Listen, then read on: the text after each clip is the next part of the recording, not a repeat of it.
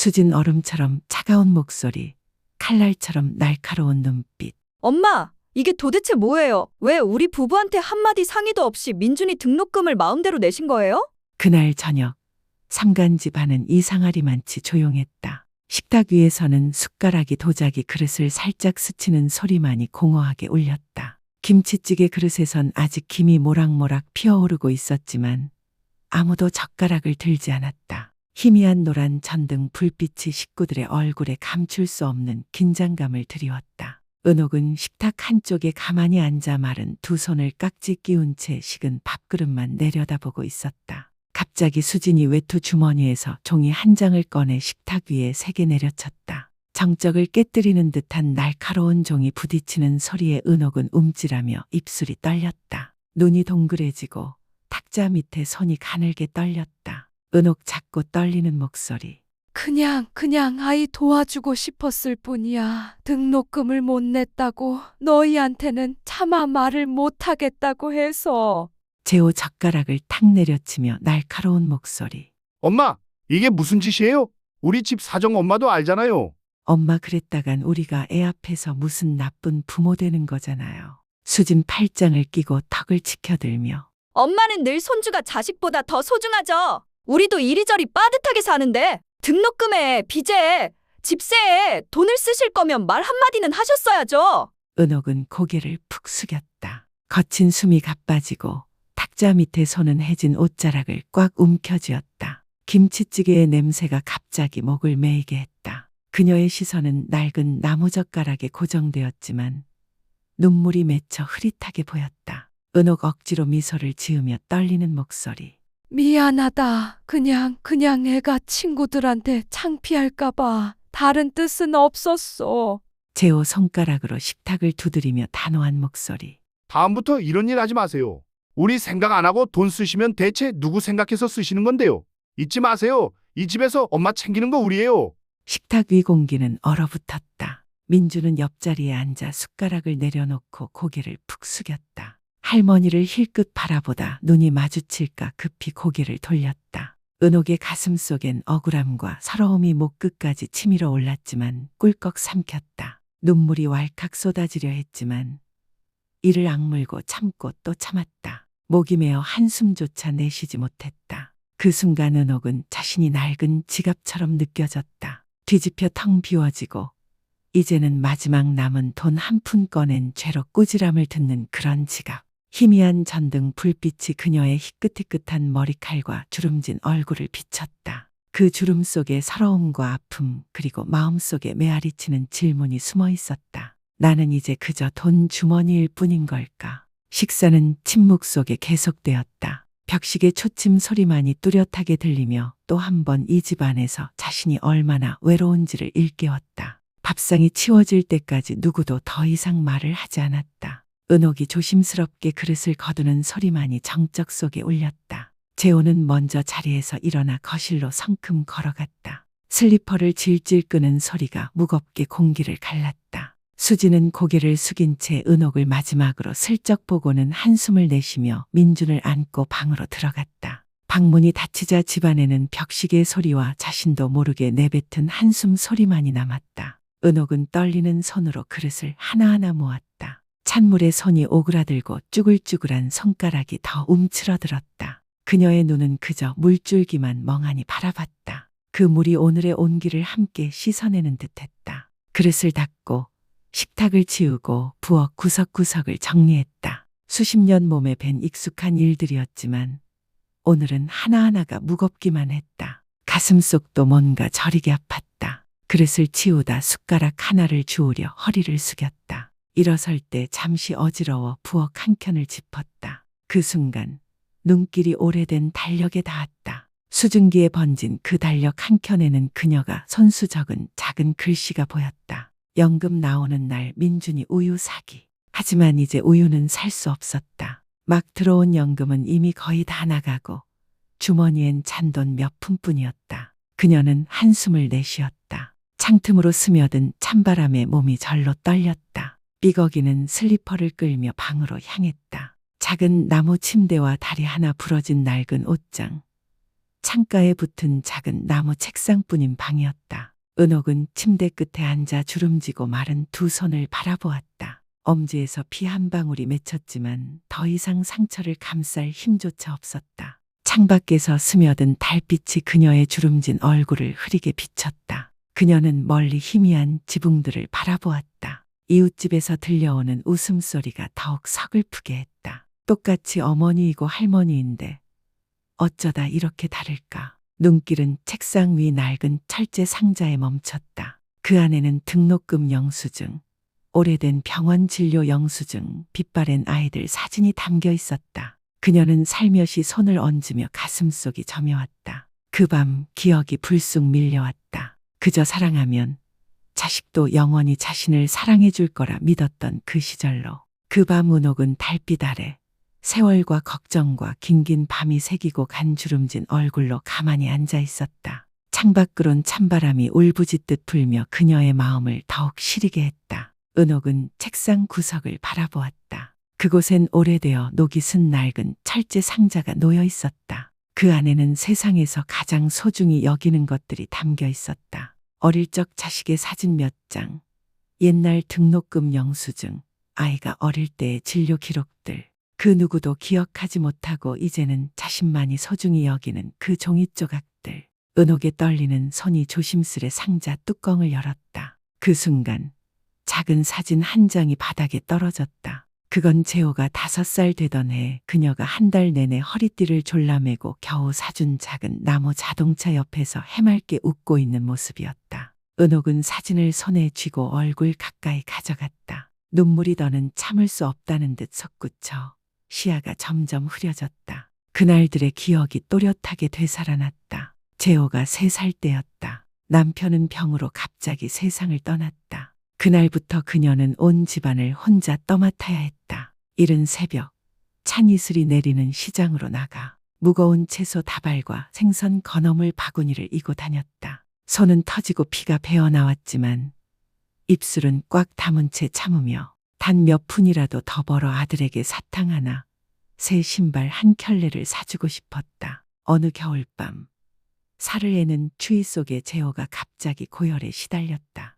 택시를 부를 돈도 이웃에게 도움을 청할 용기도 없던 그녀는 해진 솜저고리를 걸치고 아이를 등에 업은 채 세찬 바람을 뚫고 보건소까지 세 킬로미터를 걸었다. 얼굴엔 눈물과 콧물이 뒤섞여 흘렀고 두려움에 다리는 후들거렸다. 그 밤 그녀는 아이 곁에서 밤새도록 젖은 수건을 얹어주고 약을 먹이고 자신조차 무슨 노래인지 모를 자장가를 흥얼거리며 아이가 잠들기만을 바랐다. 아이가 초등학교에 들어가자 그녀는 품을 팔았다. 남의 집 빨래를 하고 식당 그릇을 닦고 명절엔 떡을 싸며 살았다. 자신은 아침을 굶으며 아이에게 우유 한 병, 빵 한 조각을 챙겼다. 그러던 어느 날 재호는 이렇게 말했다. 엄마, 나 배 안 고파요. 친구들도 아침 안 먹고 와요. 하지만 그녀는 알았다. 아이가 엄마 몫을 챙겨주려는 거라는 걸. 그녀는 몰래 빵을 가방에 넣어주고 돌아서서 눈물을 훔쳤다. 아이가 먼 도시로 유학을 가자 그녀는 돈을 1푼 2푼 모아보내며 아이가 궁핍하거나 친구들에게 기죽지 않기를 바랐다. 대학에 합격했다는 소식을 들었을 땐 환히 웃었지만 그 밤 장터로 나가 악착같이 학비를 구하려 고리대금까지 빌렸다. 아들 결혼식 땐 모아둔 돈을 다 털고 조상 대대로 내려온 작은 밭마저 팔아 아들에게 집을 마련해 주었다. 하지만 그 모든 희생은 이제 그녀의 기억 속에만 남아있을 뿐이었다. 이제 그 아들은 밤마다 그녀 볼에 입맞춤하며 엄마가 내 전부야 속삭이던 아이가 아니었다. 지금 그는 그저 그녀를 돈을 맡아두는 곳으로만 보고 필요할 때 손을 내미는 존재로만 여겼다. 어머니도 할머니도 아닌 그저 돈지갑 같은 존재로. 그때 찬바람이 틈새로 세차게 불어와 은옥의 어깨를 스쳤다. 은옥은 낡은 이불을 급히 몸에 둘렀지만 피부의 추위보다 마음속의 허전함과 서늘함이 더 깊었다. 그녀의 눈길은 벽에 얼룩진 달빛을 바라보며 초침이 또각또각 내는 소리가 가슴을 후벼 팠다. 그녀는 마음속으로 울먹이며 되물었다. 한평생 자식을 위해 살았는데 내게 남은 건 무엇인가? 온기가 사라진 이 집, 외로운 이 방 구석. 끝없는 꾸중과 매달려가는 적은 연금뿐. 벽에 드리워진 그녀의 그림자는 꼬부라지고 왜소한 모습으로 차가운 방 한가운데 덩그러니 서 있었다. 밖에서는 밤바람이 쉼없이 불어와 찬 기운이 문틈을 파고들며 뼛속까지 스며들었다. 은옥은 낡은 담요를 여며보았지만 그 마음속 추위만은 가릴 수 없었다. 방금 전까지 쏟아지듯 밀려온 기억들은 마치 느린 필름처럼 하나하나 떠올랐다. 자식을 위해 바친 세월, 그날들. 하지만 지금의 현실은 너무도 냉혹했다. 은옥은 살며시 눈을 감았다. 잠시라도 이 고통을 잊게 해줄 잠을 바라며. 하지만 눈을 감을수록 더 또렷해졌다. 그날 저녁의 장면들, 무겁게 내리꽂던 책망의 말들, 아들과 며느리의 차갑던 시선, 그리고 민준의 당황하고 안쓰러운 침묵. 그 손자의 고요한 눈빛이 은옥의 가슴을 깊이 파고들었다. 그 어린 눈동자, 어쩌면 어릴 적 아들이 자신을 바라보던 그 따뜻하고 믿음 가득하던 눈빛과 꼭 닮았다. 은옥은 몸을 돌려 벽에 기대어 앉았다. 밤은 깊어갔지만 마음은 점점 더 무겁게 가라앉았다. 문득 그날 시장에서 돌아오던 저녁 무렵의 모습이 또렷이 떠올랐다. 민준이 조심스레 다가와 소매 끝을 살짝 잡아당기던 순간 작은 목소리, 붉어진 눈가. 할머니, 저 아직 등록금 못 냈어요. 엄마 아빠한텐 차마 말 못하겠어요. 부모님 요즘 너무 힘들어 하시는 거 알아서. 그 순간을 떠올리자 은옥의 숨이 턱 막혔다. 작은 손이 옷자락을 꼭 쥐고 작은 어깨가 떨리던 모습은 마치 과거 그 힘든 시절 도움을 청할 용기조차 내지 못했던 자신의 모습 같았다. 그때 은옥은 아이의 머리를 쓰다듬으며 한숨을 삼키고 나지막이 말했다. 걱정 말아라. 할머니가 있잖니. 우리 손주가 친구들한테 기죽게 두지 않겠다. 그 순간 은옥은 마음을 굳혔다. 남은 얼마 되지 않는 연금에서 마지막 돈을 꺼내 조용히 손주 등록금을 내기로. 하지만 그 선의가 이렇게 아들과 며느리의 분노를 부를 줄은 꿈에도 몰랐다. 이제 깊은 밤, 은옥은 스스로를 책망하며 속으로 되뇌었다. 내가 손주를 생각한 게 잘못이었을까? 이 집에선 사랑조차 허락을 받아야 하는 걸까? 바람이 또 한 번 창틈을 파고들며 방안을 스쳤다. 은옥은 낡은 이불 끝을 꼭 움켜쥐고 어둠 속 점점 사그라드는 집의 마지막 온기를 바라보았다. 밤은 더 깊어갔다. 차갑고 텅 빈 방에서 은옥은 침대 끝에 몸을 웅크린 채 낡은 담요를 어깨에 여며 잡았다. 창틈으로 스며든 바람이 옷깃을 파고들어 몸을 떨게 했지만 그 차가움도 마음속에 서늘한 만큼은 아니었다. 그녀의 눈동자는 어둠을 응시했지만 머릿속은 여전히 또렷했다. 민준의 눈빛, 떨리던 작은 입술. 그 순간이 또렷이 떠올랐다. 그날 저녁 겨울의 음산한 빛이 깔리던 무렵 장은 봤지만 손엔 겨우 시든 채소 몇 단, 금 가고 깨진 달걀 몇 알, 작은 쌀 한 봉지가 전부였다. 아픈 발 뒤꿈치는 긴 걸음에 시큰거렸지만 그녀는 한마디 불평도 하지 않았다. 부엌에 봉지를 내려놓는 순간 문틈 사이로 민준의 그림자가 보였다. 아이의 두 손은 차갑게 식어 있었고 그 작은 손이 그녀의 옷자락을 살짝 붙잡았다. 작은 목소리, 떨리는 숨결. 할머니, 저 등록금 아직 안 냈어요. 은옥은 잠시 멈췄다. 그 눈빛, 그 표정은 은옥의 가슴을 죄어왔다. 왜 엄마 아빠한테 말 안 했니? 은옥의 목소리는 저절로 잠겨들었다. 민주는 입술을 꾹 깨물며 고개를 숙였다. 부모님 요즘 돈 때문에 싸우시는 거 봤어요. 더 걱정 끼치기 싫어요. 은옥은 말문이 막혔다. 작디 작은 아이가 벌써 이런 짐을 짊어지고 있었던 것이다. 그녀는 손을 뻗어 차가운 손등을 감쌌다. 떨리는 손으로 아이의 뺨을 어루만지며 말했다. 괜찮아, 할머니가 있잖니. 할머니가 너 기죽게 두지 않아. 그날 밤 은옥은 방으로 들어와 낡고 헤어진 지갑을 꺼냈다. 그 안엔 얼마 안 되는 푼돈. 사실 바람 부는 날 아픈 뼈를 달래려고 약값으로 남겨둔 돈이었다. 그 돈을 모아 조심스레 봉투에 담아 손자에게 건넸다. 내일 선생님께 드리렴. 할머니가 준비했어. 마음 놓고 공부해. 우리 손주는 친구들 앞에서 당당해야지. 그 순간 민준의 눈이 반짝 빛났다. 그리고 할머니를 꼭 껴안았다. 할머니 고마워요. 할머니 사랑해요. 작은 속삭임 같던 그 말들이 은옥의 마음속에 메아리치듯 오래도록 울려 퍼졌다. 그 밤 은옥은 잠을 이루지 못했다. 남은 얼마 되지 않는 돈을 바라보며 입술을 꼭 깨물고 스스로 다짐했다. 조금만 더 참자. 이 아픔쯤이야 뭐. 손주가 웃고 기죽지 않으면 그걸로 된 거야. 하지만 고요한 일상은 너무도 빨리 무너졌다. 민준의 방을 치우던 수진이 아이의 주머니에서 학비 영수증을 발견한 것이다. 그리고 그날 저녁 은옥의 가슴을 산산조각 낸 책망과 차가운 말들이 쏟아졌다. 지금 깊은 밤의 차가운 방에서 은옥은 스스로에게 묻지 않을 수 없었다. 내가 손주를 아낀 게 잘못일까? 내가 손주를 걱정한 게 그렇게 큰 죄일까? 이 집에선 사랑조차 허락을 받아야 하고 매번 재고 따져야만 하는 걸까? 내가 무슨 잘못을 한 거지? 난 그저 손주를 위해 내 마음의 마지막 온기를 그 아이에게 주고 싶었을 뿐인데.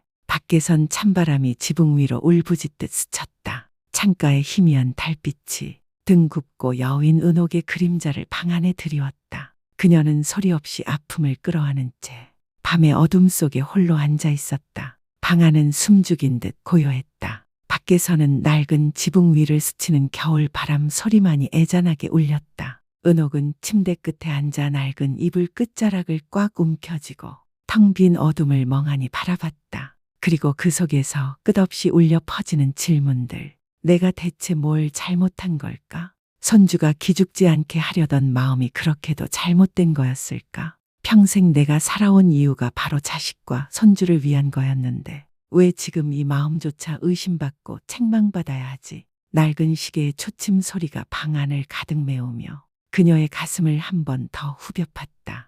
은옥은 천천히 일어나 창가로 다가가 헤어진 커튼을 살짝 젖혔다. 차갑고 창백한 달빛이 그녀의 굽은 등을 비쳤다. 바람은 틈새로 스며들어 뼛속까지 시리게 했지만 은옥은 피하지도 창을 닫지도 않았다. 그저 그 차가움보다 더 시린 마음을 안고 서 있을 뿐이었다. 그녀는 은빛으로 흐릿한 하늘을 올려다보며 마음속으로 되뇌었다. 평생 나는 내 것을 내 것이라 생각한 적 없었다. 모든 걸 자식에게, 손주에게 내어줬지. 그런데 남은 게 무엇인가? 이 추운 방 한켠, 텅 빈 마음, 그리고 이제는 돈 지갑쯤으로만 여겨지는 나. 그녀는 살며시 눈을 감았다. 얼굴을 스치는 바람에 눈가를 타고 내리던 눈물이 차갑게 식었다. 그 순간 은옥은 긴 세월의 희생이 마치 겨울밤 바람에 흩날리는 낙엽처럼 쓰러져가는 느낌이었다. 그러다 마음속에 문득 스며든 한 생각.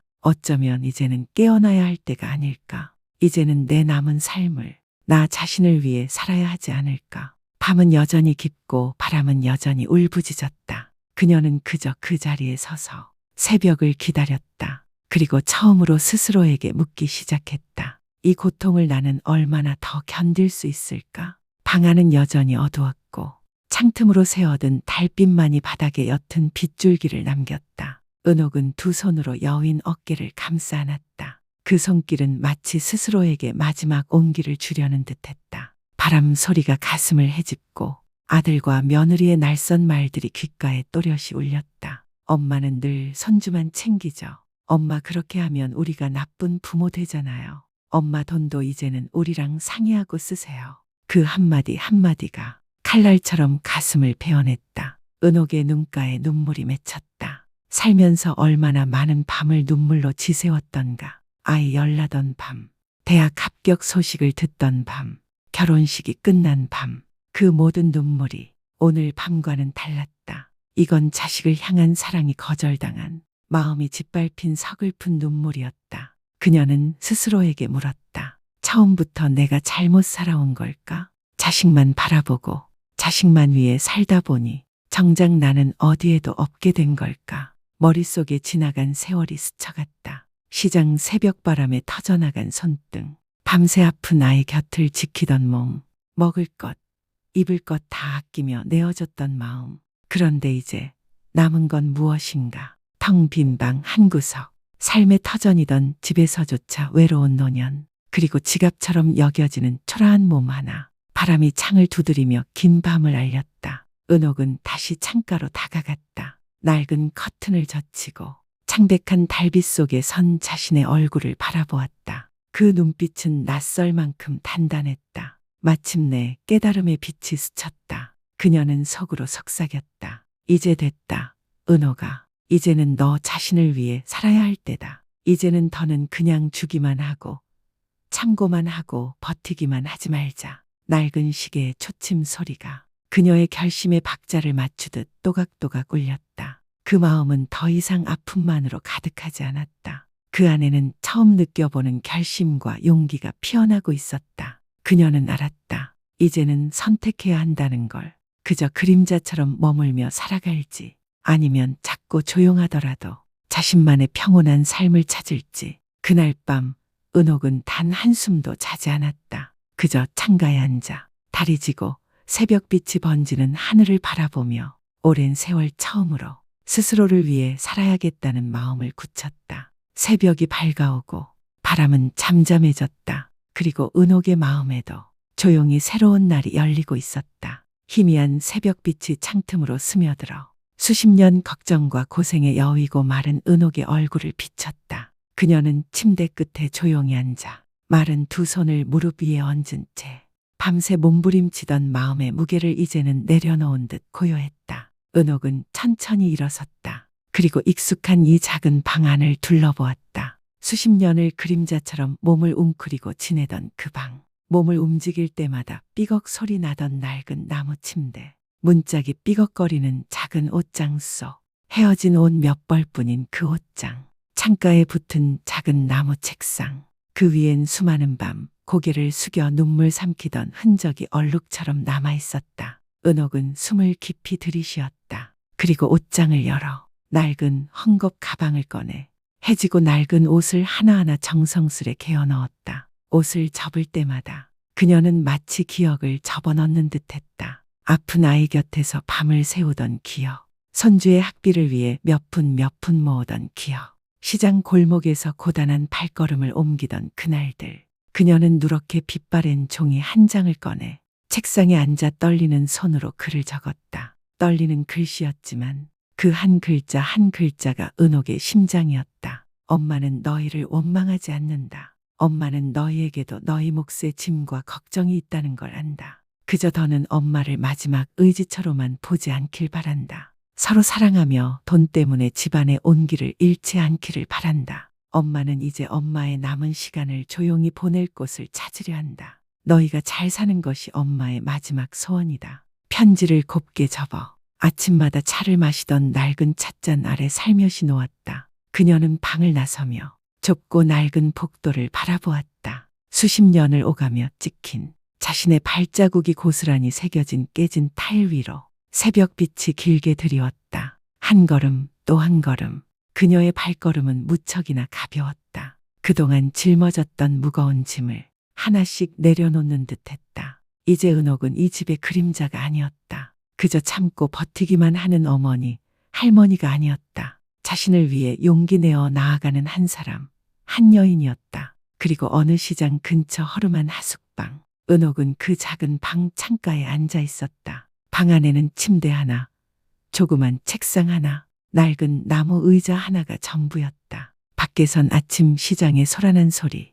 장수들의 외침, 아이들의 웃음소리, 덜컹거리는 술의 소리가 섞여 들려왔다. 새벽 햇살이 창가로 스며들어 하얗게 센 머리칼과 이제는 더 이상 흔들리지 않는 그 눈빛을 비쳤다. 은옥은 옅게 푸른 하늘을 바라보며 속삭였다. 새로운 날이 시작되었구나. 그리고 처음으로 이 날은 내 날이다. 메마른 입술에 아주 작은 미소가 스며들었다. 그 미소는 긴 세월을 참으며 살아온 은옥에게 처음 찾아온 평안의 미소였다. 은옥 할머니 평생을 자식과 손주를 위해 헌신하며 살아온 한 어머니, 한 할머니의 가슴 아린 이야기를 끝까지 들어주시고 함께해 주셔서 감사합니다. 이 이야기가 여러분의 마음에 작은 울림이 되었다면 부디 채널 구독 버튼을 눌러주세요. 그것이 저희에게 더 많은 의미 있는 이야기를 전할 수 있는 큰 힘이 됩니다. 또한 여러분의 생각과 감동 혹은 가족의 실제 이야기를 댓글로 나눠주세요.